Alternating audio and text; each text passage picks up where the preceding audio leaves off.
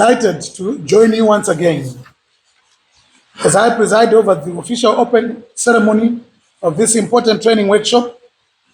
I wish to applaud the Commissioner General of Police for seeing value in the capacity building and human capital development of all officers.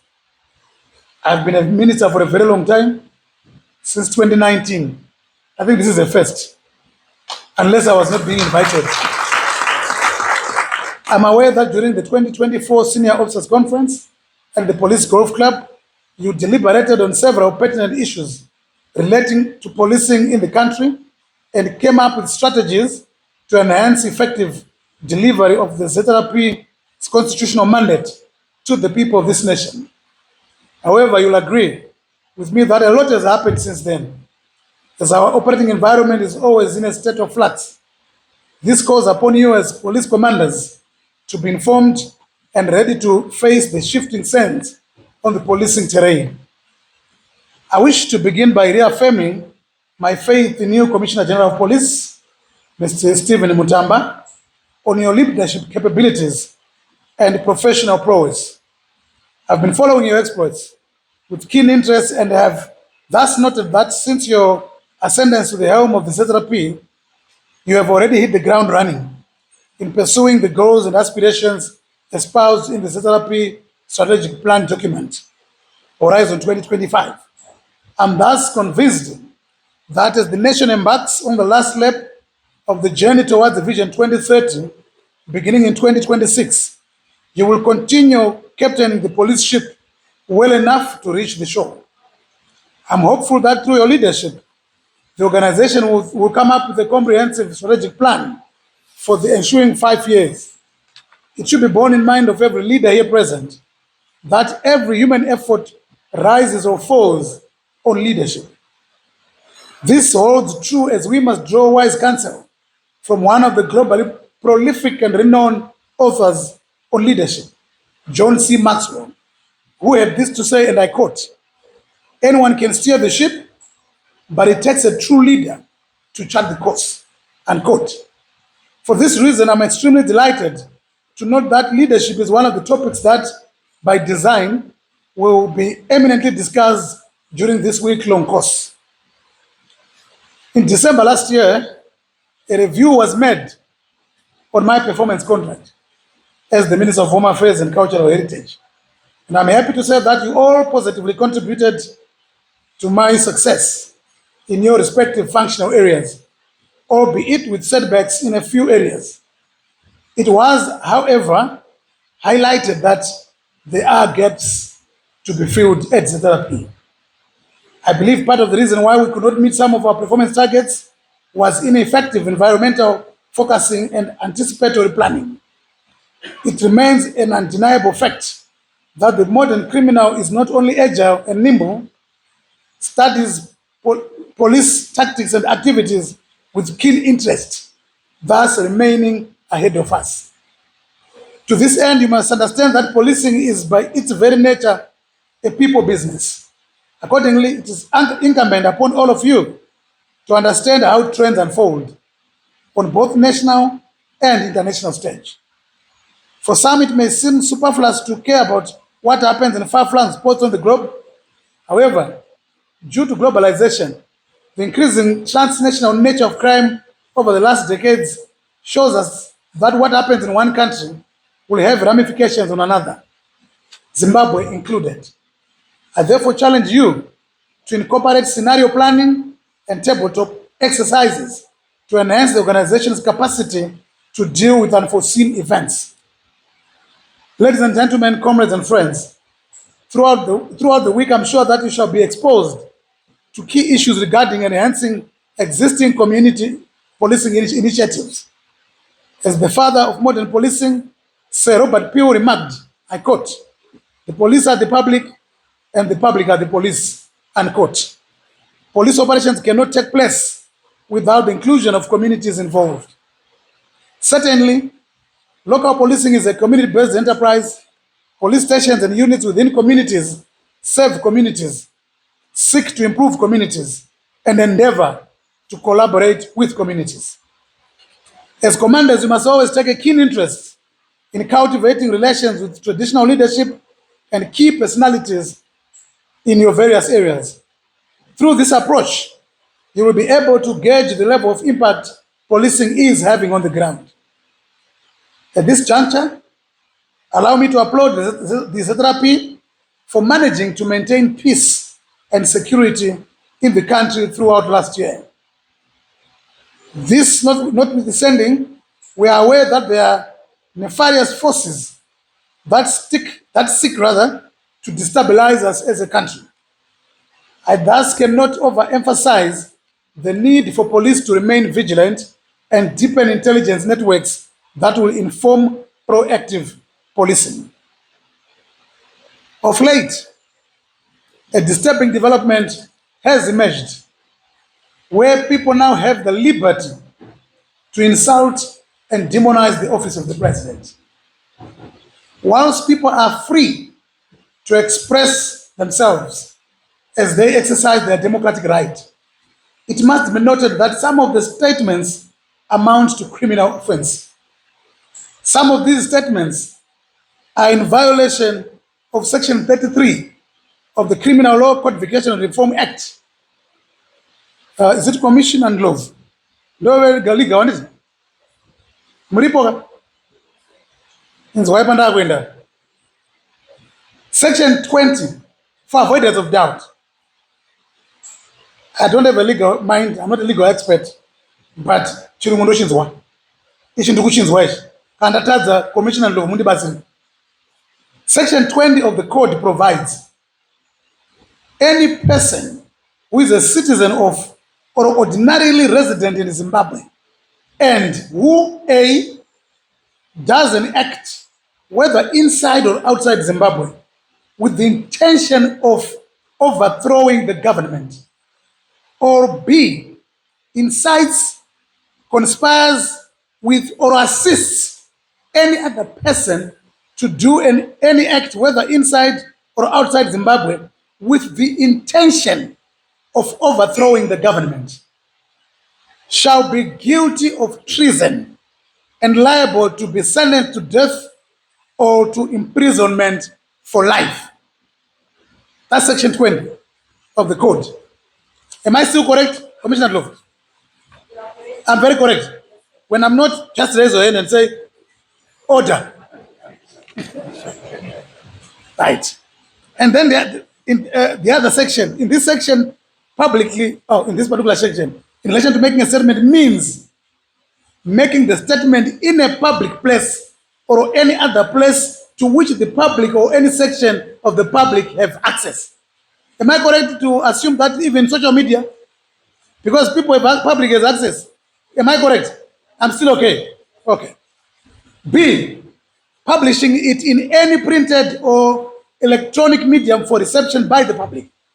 Any person who publicly, unlawfully, and intentionally A, makes any statement about or concerning the president or any acting president with the knowledge or realizing that there's a real risk or possibility that the statement is false and that it may, Roman numeral 1, engender feelings of hostility towards, or Roman numeral 2, cause hatred, contempt, or ridicule of the president or an acting president, whether in person or in respect of the president's office.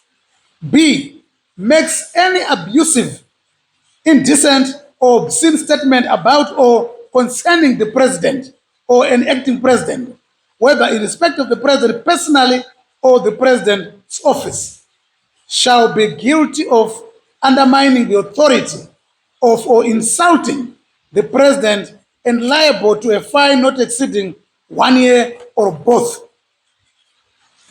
Am I still correct? Thank you. And we've seen this happening in this country. And it's getting worse by the day.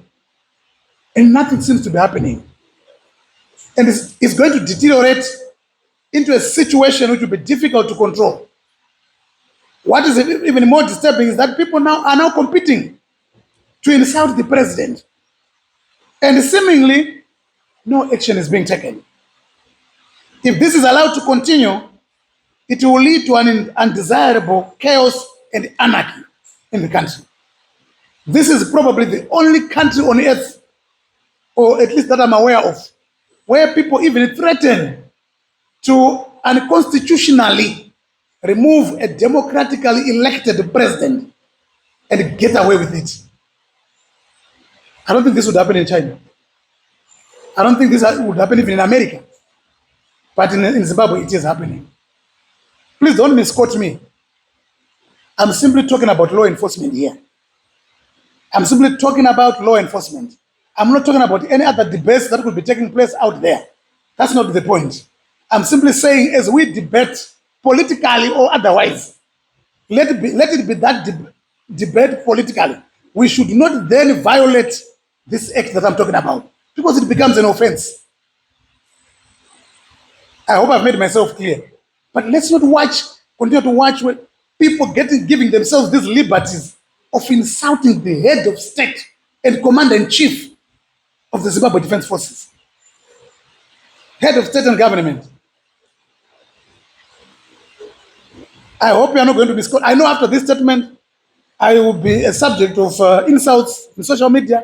I'm very much given to that. I'm used to that. If it doesn't happen, then I have a problem. All I'm simply saying, the point I'm simply trying to drive home is, please, we cannot allow the office of the president left, right, and center. Let's not confuse. I'm not talking about politics here. I'm wearing the jacket of the Minister of Home Affairs. It is my responsibility to ensure that there's law enforcement in this country. And I'm talking to the right people in this room.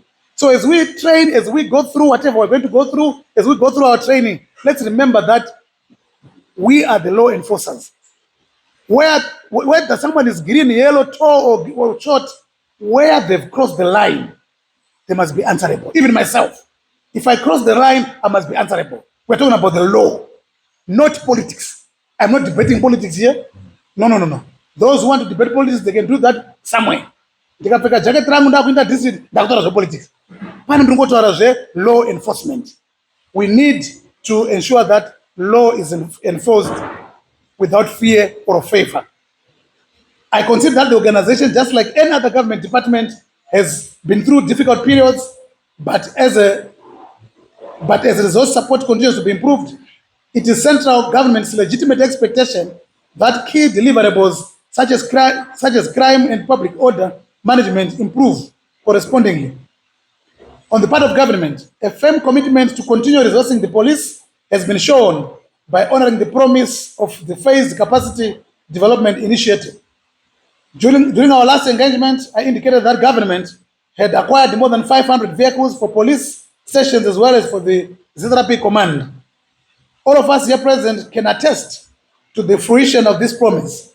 This is eloquent testimony that the government, under the astute leadership of His Excellency the President, Comrade Dr. E.D. Mnangagwa, is alive to the fact that peace and security, as well as the institutions that ring-fence it, are an integral component in the successful pursuit of national aspirations. As police, therefore, you must redouble your efforts in guaranteeing a safer Zimbabwe for all its citizens. I am thus hopeful that the crime trend reports we will receive by the close of the year will project a more desirable trajectory. In equal measure, I understand that the Police Retention Fund is now up and running. However, this does not mean our officers must disrespect citizens and motorists under the guise of collecting fines for this fund. As commanders, we must always ensure that the organizational values and principles are always upheld by officers on the ground. Instances where motorists raise complaints against police enforcement only serve to undo all efforts aimed at building the image of the organization and by extension that of the ministry and government. Importantly, you must ensure that after this workshop, the mechanisms for supervision of police stations and units are enhanced. You must understand the challenges that officers under you are facing. I say so because of reports that some of you are marooned in the day-to-day realities and struggles faced by police details under your command. You must be leaders who are driven by the desire to motivate the ground forces, while at the same time pushing for the attainment of the organization's vision of a safe and secure Zimbabwe for all. Ladies and gentlemen, I cannot end my address without mentioning the scourge killing Zimbabwe's future. Drug and substance abuse continues to be a thorny issue in our country.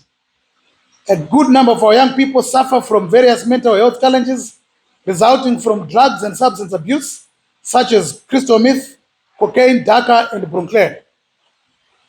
This unprecedented level in drug and substance abuse is alarming and is a potent threat to national security, requiring a holistic multi-sectoral approach to contain this tide. I therefore urge you to take advantage of this platform to learn as much as you can, better strategies you can implement to tame this tide. Ladies and gentlemen, comrades and friends, I've spoken at length from the depth of my heart, articulating clearly government's position and expectations on the policing terrain.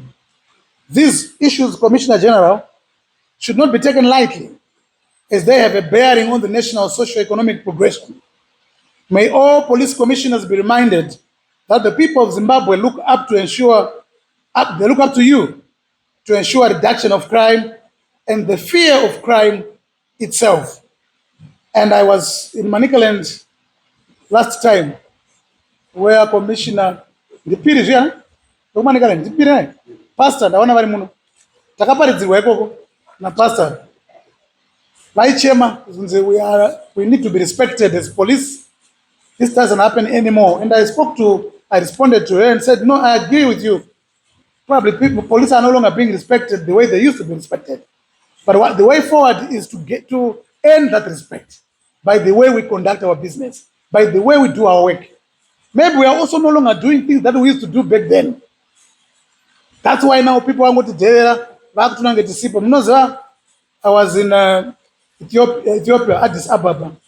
I was part of the president's delegation when they were AU. I had this experience, but it was eye-opening. It was myself, Minister Ziyambi, and the AG. When we attempted to attend the final session on Saturday. So we were used to being driven to the venue, doors opened for us, but on the very day, we were dropped way outside the Jura, the perimeter fence, and we were asked to walk. And I'm like, okay, hold on. So the protocol officer we had tried his best. He did his utmost, ran around like a headless chicken to try and get us that respect. There were police all over, police officers all over, the roads everywhere. And then our driver, this protocol officer, went to negotiate with the security guys at the gate to say, look, we're in a bus, by the way. The people in the bus are ministers. So can they come through? So the officers, the security officers indicated that no, he can come through. But the driver was reluctant. The driver was driving us. We tried to push him and we were losing patience with him. But he was scared. That's how scared he is of the police. He was so scared. The police saying, come over. And they said, no. I'm arrested. But he's the one who's calling you. So such is the respect. And we had to go all the way to the back, you can imagine. So what do we mean is Zimbabwe? Takanomira kuti tiri mukiyo kaenda kubhora kurufaro stadium. Tikarohwa nezuva tikamira tasvika tikasearch just like anyone else. Tikapinda. Takuda kunopinda pavenue. Tasangana nevamwe mapurisa futi. Tikazi ampindi pano. Chiko futi. Tikazi ampindi. Endaiwo. What three ministers? Tikapurisa chikari changu. No, you're not a minister. Get away. Just like that. Tikatry rimwe gate. Simply takatry magate matatu. You know, initially I was a bit frustrated and embarrassed, but it taught me one thing, that the police are in charge. They are in control. So let's do that. We need to get to that stage where we are in control. And we can only do that by the way we perform our duties. Let's go back to that, the way that we used to perform our duties with Dara. And I can see things happening. I want to thank the CGP. Things are happening, all of you, because it's teamwork. I can see things are happening. Our streets are now a bit more clean and safe, because Kudara, and people are going to complain. By the way, I said this when I was in Manicaland. Get used to it. They will complain to say, reflector, but they are the same people who are complaining that there's now lawlessness. And now we are trying to enforce the law. The same people are complaining.